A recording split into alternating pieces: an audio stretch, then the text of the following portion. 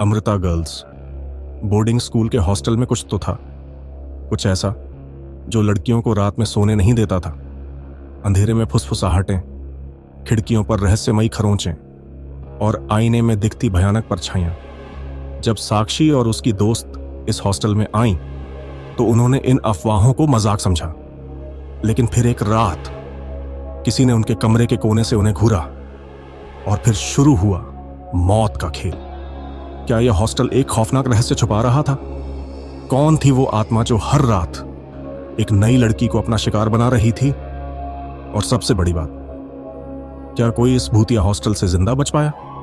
सुनिए, भूतिया girls hostel, श्रापित परछाइयां। एक ऐसी कहानी जो आपको सोने नहीं देगी। दोस्तों, कहानी शुरू करने से पहले क्या आप भी डर के शौकीन हैं? अगर हां, तो चैनल को सब्सक्राइब करना ना भूलें। हर वीडियो में मिलेगा आपको एक नई डरावनी कहानी। तो क्या आप तैयार हैं? तो चलिए शुरू करते हैं इस कहानी को। एक दिन नई लड़कियां हॉस्टल में दाखिल हो रही थीं। 12वीं कक्षा की छात्रा साक्षी, जो पढ़ाई में अव्वल थी, अपनी सहेलियों रिया, पलक और तन्वी के साथ हॉस्टल पहुंची। तुम लोगों ने हॉस्टल की डरावनी कहानियां वो सुनी हैं? रिया ने फुसफुसाते हुए कहा। पलक हंस पड़ी। अरे यार, ये सब बकवास है। लेकिन तन्वी के चेहरे पर चिंता की लकीरें थीं। मुझे यह जगह कुछ अजीब लग रही है। रात में एक बार जाग कर देखना, यहां कुछ तो गड़बड़ है। रात हुई, कमरे की बत्तियां बुझ गईं, लेकिन अंधेरे में किसी ने धीमी फुसफुसाहट सुनी। साक्षी को लगा कि शायद कोई मजाक कर रहा होगा, लेकिन जब उसने बिस्तर से उठकर इधर उधर देखा तो कमरे के कोने में एक परछाई हिलती हुई दिखी। वह चीख पड़ी। साक्षी की चीख से पूरा हॉस्टल जाग उठा। वार्डन मिसेस अरोड़ा दौड़कर आईं। क्या हुआ? कोई यहां था, साक्षी कांपते हुए बोली। मिसेस अरोड़ा ने पूरे कमरे की तलाशी ली, लेकिन कुछ भी नहीं मिला। शायद तुमने सपना देखा होगा, सो जाओ। लेकिन साक्षी को यकीन था कि उसने सच में कुछ देखा था। अगली रात जब सभी लड़कियां सो रही थीं, तन्वी को लगा कि कोई उसका कंबल खींच रहा है। उसने घबराकर आंखें खोलीं, लेकिन उसके बिस्तर के पास कोई नहीं था। फिर अचानक खिड़की के बाहर से किसी लड़की के रोने की आवाज आई। सब लड़कियां जाग गईं।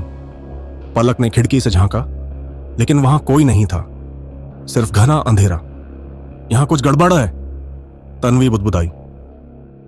अगले दिन लड़कियों ने स्कूल की लाइब्रेरी में पुराने दस्तावेज खंगालने शुरू किए। तभी उन्हें 1985 के एक अखबार की कतरन मिली, जिसमें लिखा था, अमृता गर्ल्स हॉस्टल में एक लड़की की रहस्यमयी मौत। समाचार के मुताबिक 40 साल पहले एक छात्रा अनामिका हॉस्टल के कमरे में मृत पाई गई थी। उसके चेहरे पर अजीबोगरीब खरोंचों के निशान थे और उसकी आंखें खुली रह गई थीं, जैसे उसने कुछ भयावह देखा हो। लड़कियों के रोंगटे खड़े हो गए। क्या यह वही आत्मा है जो हमें परेशान कर रही है? साक्षी ने घबराकर कहा। हॉस्टल में एक पुराना आईना था, जिसे हमेशा ढक कर रखा जाता था। वार्डन ने लड़कियों को चेतावनी दी थी कि उसे न छुएं, लेकिन रिया जिद्दी थी। एक रात जिज्ञासा से भरी उसने आईने से कपड़ा हटा दिया। जैसे ही उसने उसमें देखा, उसका चेहरा डर से सफेद पड़ गया। आईने में उसकी परछाई की आंखें काली थीं और वह धीरे धीरे मुस्कुरा रही थी। रिया चीख पड़ी। आईना अचानक चटकने लगा और एक भयानक परछाई उसमें से बाहर निकली। तुमने मुझे बुलाया, अब मैं कभी नहीं जाऊं। रिया अगले दिन से अजीब व्यवहार करने लगी। वह चुपचाप रहने लगी। उसकी आंखें खोई खोई दिखती थीं। कभी कभी वह अपने आप बड़बड़ाने लगती। वह आ रही है, वह आ रही है। फिर एक रात रिया अचानक अपने कमरे से गायब हो गई। पूरा हॉस्टल हिल गया। वार्डन और स्टाफ ने उसे हर जगह ढूंढा, लेकिन उसका कोई निशान नहीं मिला। 3 दिन बाद उसका शरीर हॉस्टल के कुएं में तैरता मिला। उसकी आंखें खुली थीं और उसके चेहरे पर वही अजीब मुस्कान थी। अब साक्षी, पलक और तन्वी को समझ आ गया कि हॉस्टल में कुछ बहुत भयानक था। उन्होंने तय किया कि वे उस आईने को तोड़कर इस भयावहता को खत्म करेंगी। आधी रात को वे हॉस्टल के हॉल में गईं और आईने के सामने खड़ी हो गईं। जैसे ही उन्होंने हथौड़ा उठाया, आईने से वही परछाई निकली, काले कपड़ों में लिपटी हुई। आंखों में अंधकार भरे हुए, तुम्हें यहां नहीं होना चाहिए था। आईने से सैकड़ों काले हाथ निकले और लड़कियों को पकड़ने लगे, लेकिन पलक ने हिम्मत दिखाई और पूरी ताकत से आईने पर वार किया। आईना चकनाचूर होते ही एक भयानक चीख गूंज उठी। हवा में सैकड़ों परछाइयां तड़पने लगीं और फिर धीरे धीरे गायब हो गईं। अगले दिन हॉस्टल को बंद कर दिया गया। वार्डन ने सभी लड़कियों को सुरक्षित उनके घर भेज दिया।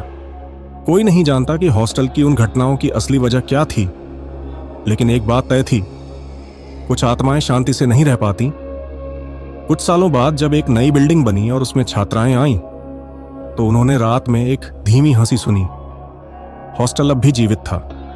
तो दोस्तों, अगर आपको यह कहानी पसंद आई तो लाइक और सब्सक्राइब करना ना भूलें। धन्यवाद दोस्तों, इस दिलचस्प यात्रा में हमारे साथ बने रहने के लिए। अगली बार फिर मिलेंगे एक नई खौफनाक कहानी के साथ।